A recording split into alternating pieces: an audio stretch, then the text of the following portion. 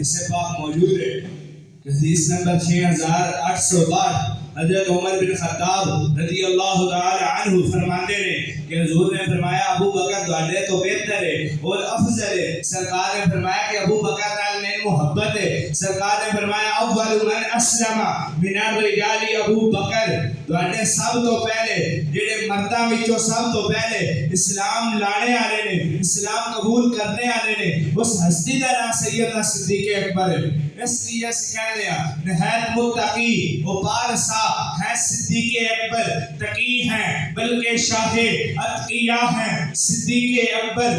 امیر المؤمنین ہیں آپ, امام المسلمین ہیں آپ. نبی نے سردار جن کو کہا جنتیوں کا وہ بھی ہیں صدیق اکبر. سبھی اصحاب و آل سے بڑھ کر مقرب ذات ہے جن کی رفیق سرور ارض و سما ہے صدیق اکبر.